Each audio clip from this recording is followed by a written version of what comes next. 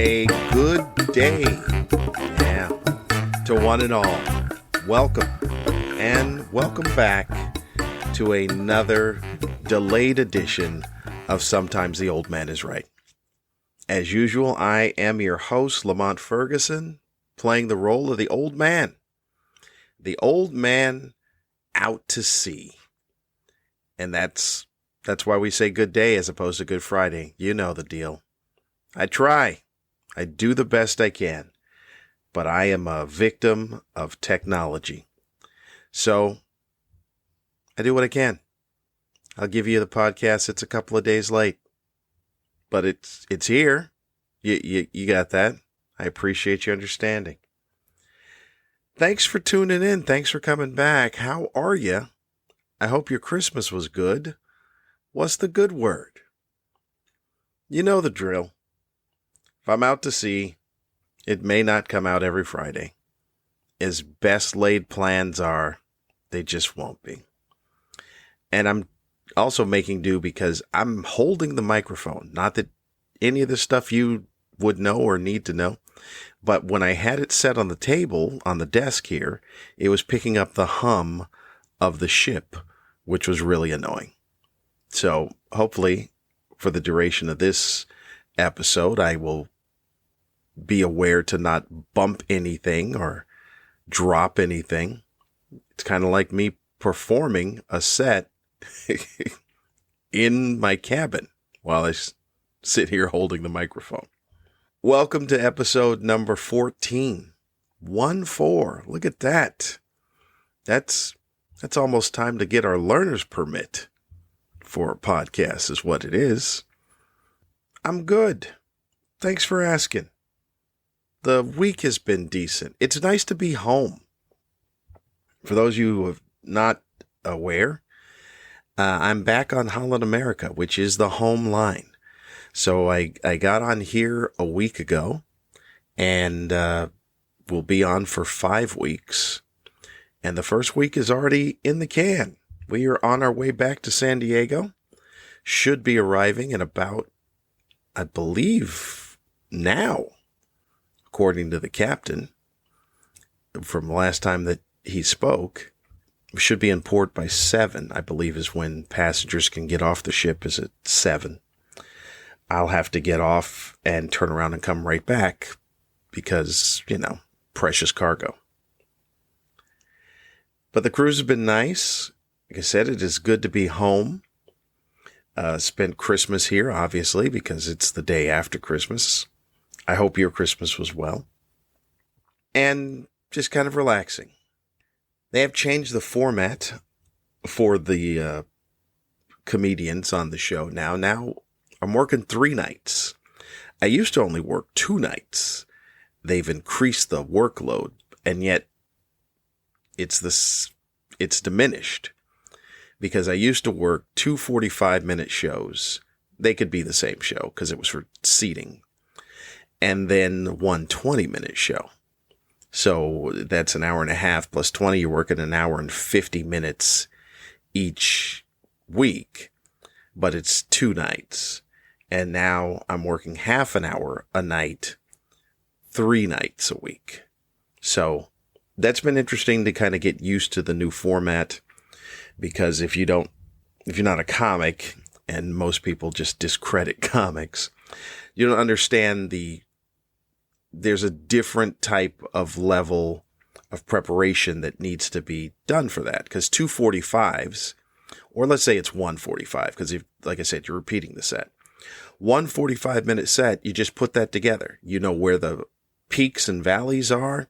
You know where the open is going to be, obviously. You know where the close is going to be. You know how to take them on that ride, the audience on that ride of the symphony.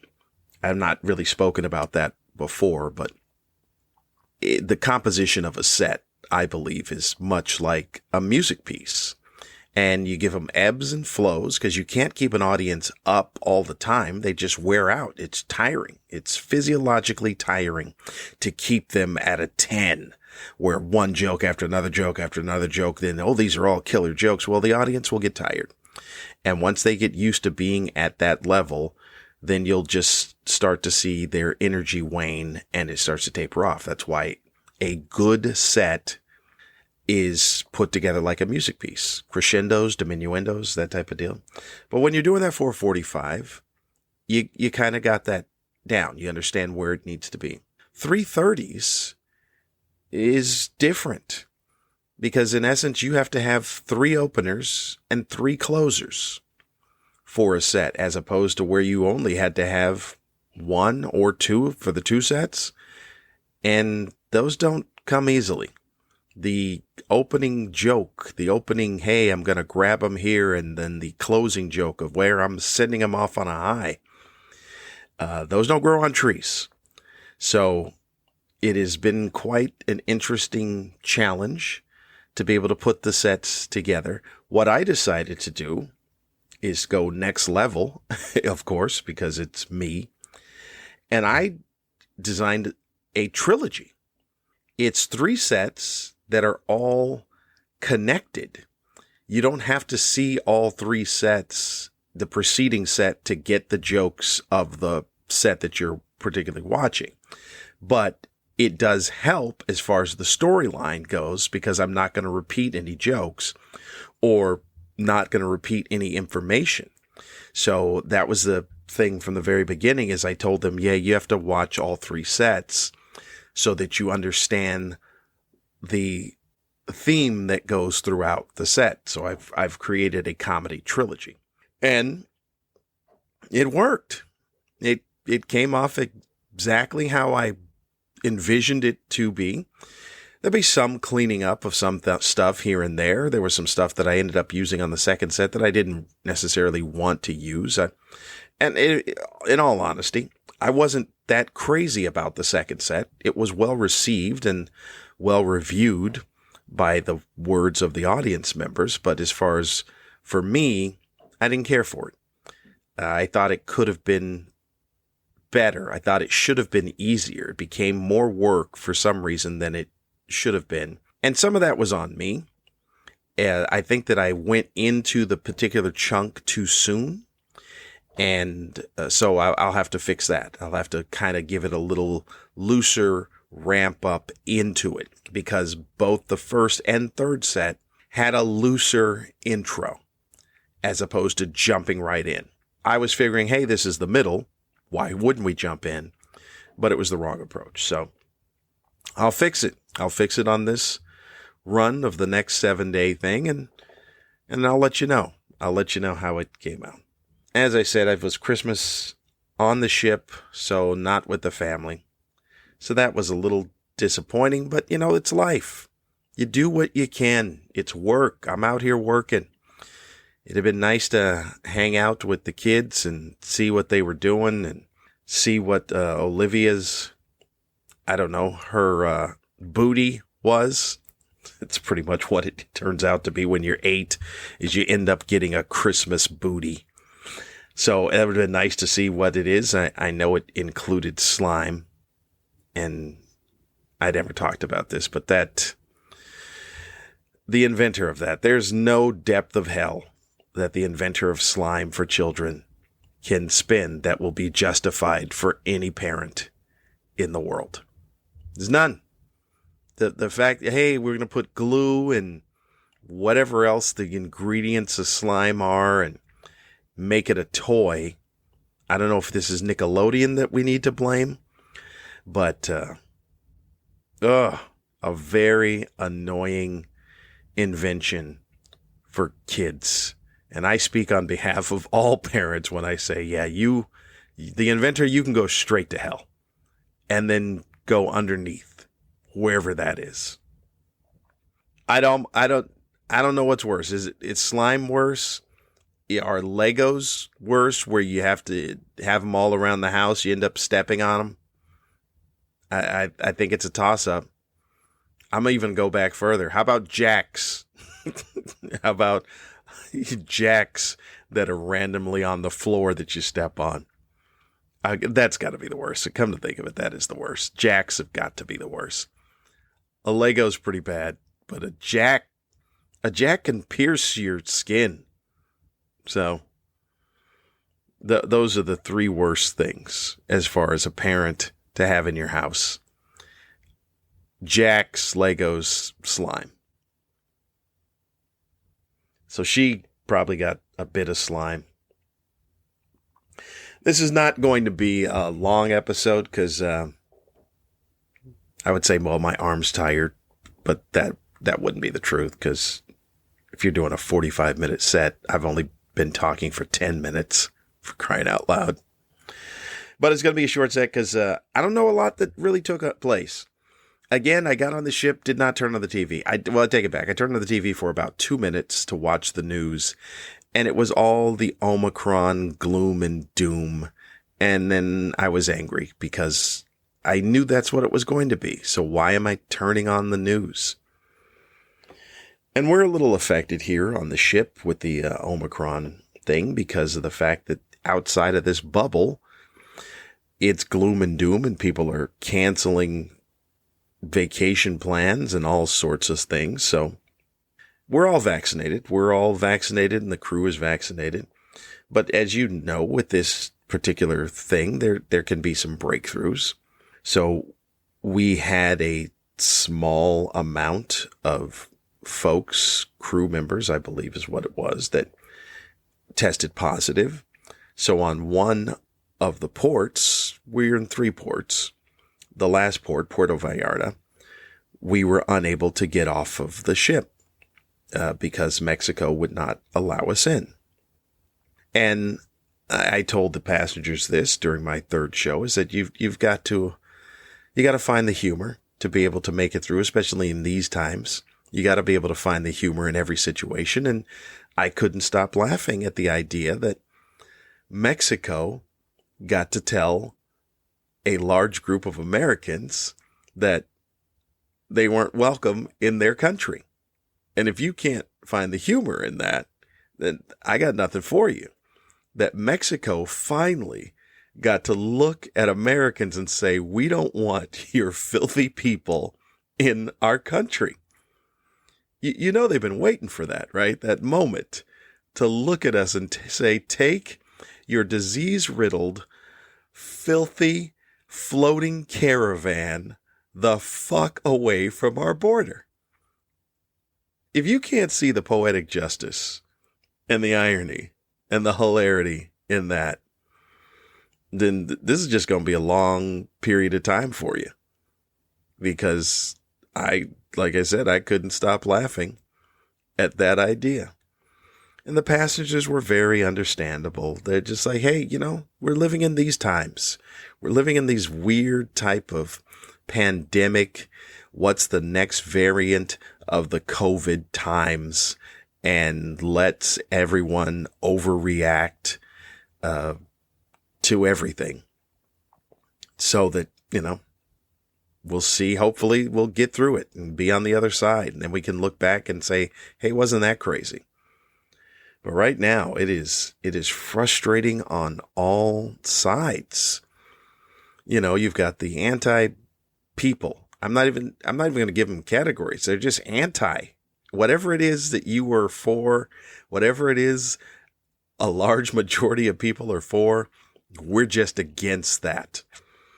So you got the anti-people, and then you have the people that are compliant. And there's a battle, and everything about it is confusing. Rules need to make sense, and right now they're not. It seems like we're trying to appease everyone, and yet no one, all at the same time. And I'm confused by it. Are we trying to eradicate COVID? Are we trying to live with COVID? I'm not really sure what we're doing. And then the media, like I've always said, the media does not help. I started looking through news items on the internet and I'm like, hey, that's me. That's our ship. But the gloom and doom articles make it seem like, it's back to how it was before lockdown. It's like, oh, we don't know what's going to happen with those passengers when they get back to say, well, we'll get off the ship. Well, they'll get off the ship. That's what'll happen to the passengers. It'll just be operating as normal because it's not a ship full of sick people, which is how the article is skewed to the reader, is to make it sound like I said, like it was back in the beginning where, oh my goodness, the idea is that, oh, this must be a passenger load full of sick people. And now you're going to turn all those sick people. It's like, no, there was a handful of cases amongst the crew because we are tested incredibly regularly. It almost seems like we're tested hourly is what it is. And most of them were asymptomatic or mild, and no passengers that I know of were sick. And I'm on the ship. So when I see an article and I'm like, yeah, that's skewed to sound worse than it is. It's not. I'm here. The other comic, Mike Siegel, made a very good point where he said it's probably the most sanitized and cleanest thing on the planet, a cruise ship, which is true. The way they villainized cruises at the beginning of this thing to make it seem like it was waiting on you, like coronavirus was waiting on you, like the Somali pirates and Captain Phillips, is not the case. The virus is in people. It's the people who came on the ship that ended up with the virus. It's not the ship that causes the virus, but the way the media spun it and the way that people are idiots to sit there and kind of do their 1, 2, 10 logic. They were like, oh, well, would you get on a ship? Yeah, I would get on a ship because it's not the ship that causes this. It's the people that cause this. So if you take all the precautions, wear a mask, socially distance when possible, wash your hands. Yeah, it'll be what it is. And you're vaccinated. Oh, I forgot about that part, the top part. You're vaccinated. It'll be what it is. As I've said before, we're doing all the things that we should be doing. And if it doesn't work out, then we were lied to. It's as simple as that. Get vaccinated, get a booster, wear masks, socially distance. If we end up dying while having done all that, then the people at the top were not telling us how bad this really was or really is. There's no ifs, ands, or buts about it. That's how it works. So we're going through. As I said, I am on that ship that is in CNN talking about whatever it is about. We're not sure what's going to happen with those. The passengers are fine. We celebrated Christmas. We go to the shows. We are fine. People are fine. As was said, this is probably the cleanest environment that you'd ever want to see. So kudos to the cruise lines for giving her a go and doing what they can. Hopefully we can keep this going because, like I said, I'm starting to side with the other side. This whole living in fear thing, then give us the damn answers. If we're going to be sitting here living in fear, then let us know exactly what we're living in fear about. Because so far we've followed all your rules.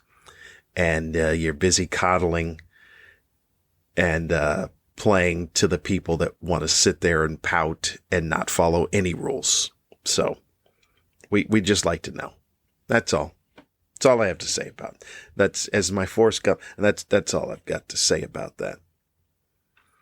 All right. I don't even know if that was a positive thing. I don't even know if there was much funny in there. But it's out. The podcast is out. I will spend the hours sitting here in San Diego when we get to San Diego. I still feel the ship moving, so I think we're still en route to San Diego. Just staring at San Diego. You know, as I've posted on my pictures, the Howard Jones thing. You can look at the menu, but you just can't eat. You know this the thing.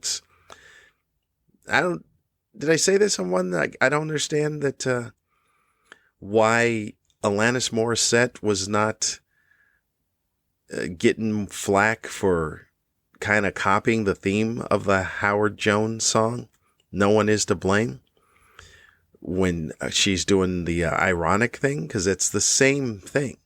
It's the same theme. Every line in there, they're not the same words, but it's all the same. It's, like I said, the Howard Jones is, you're the fastest runner, but you're not allowed to win. It's all things that are ironic.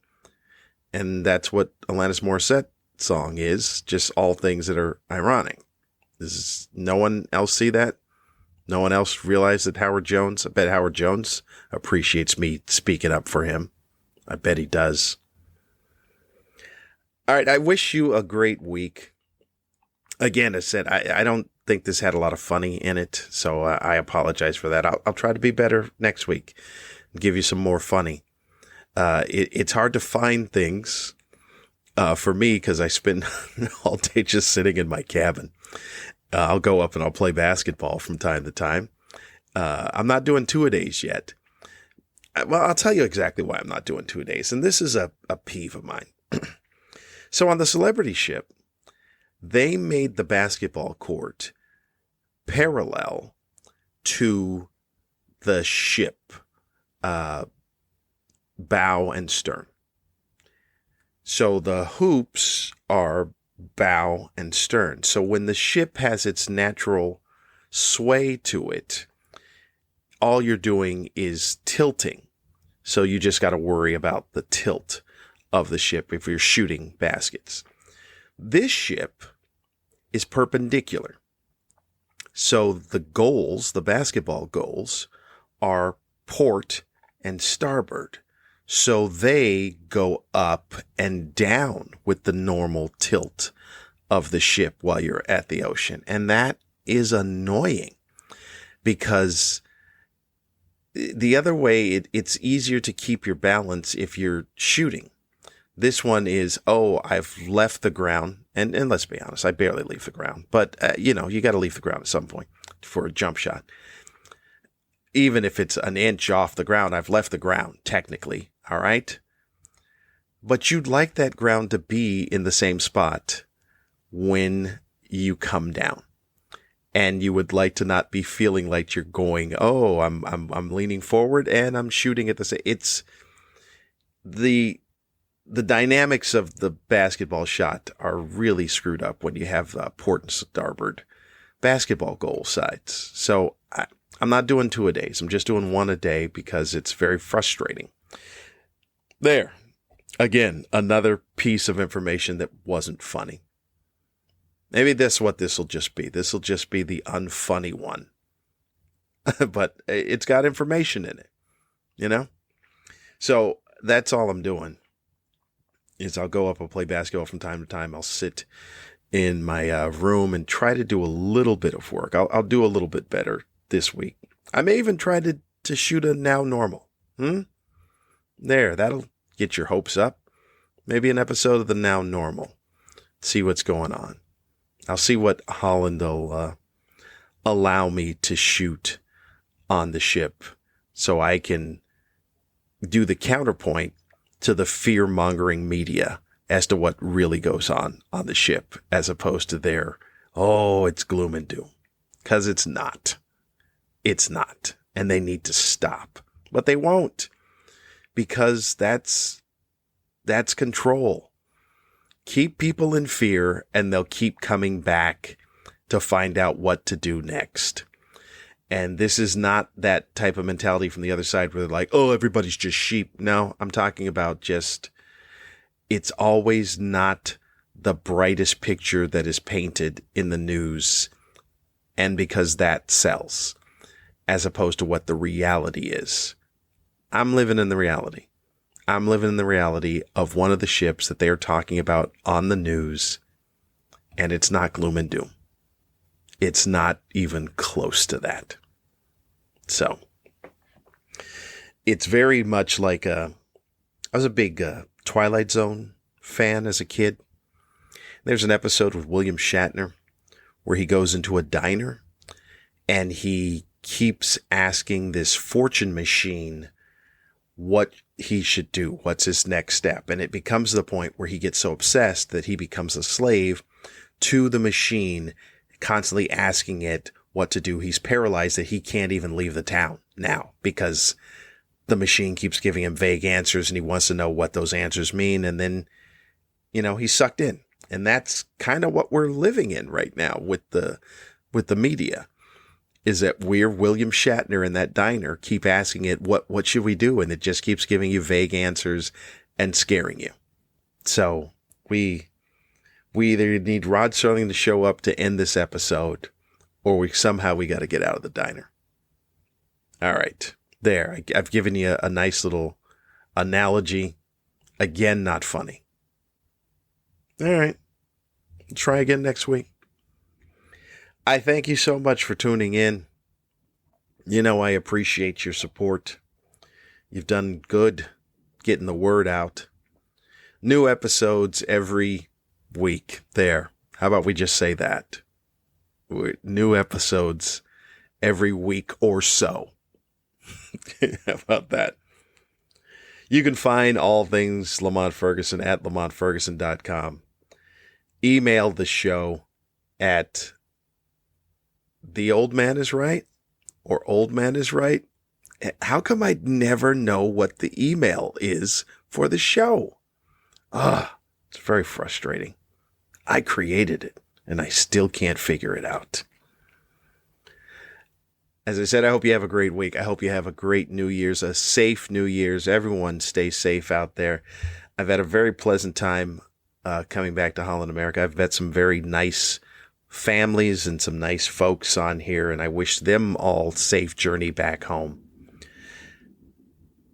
You know the drill. I got a lot of thoughts, a lot of opinions. Sometimes they're funny. This episode was not.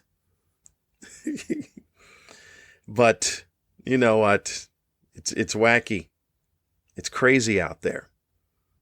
And as much as I may rant about things, I could be off on some. I'm really hard pressed. I'm thinking about it now. I don't think I am on this one, even though it may not have been as amusing as I'd like it to have been.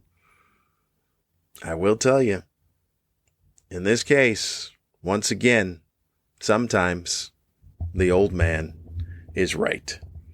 I'll see you next week.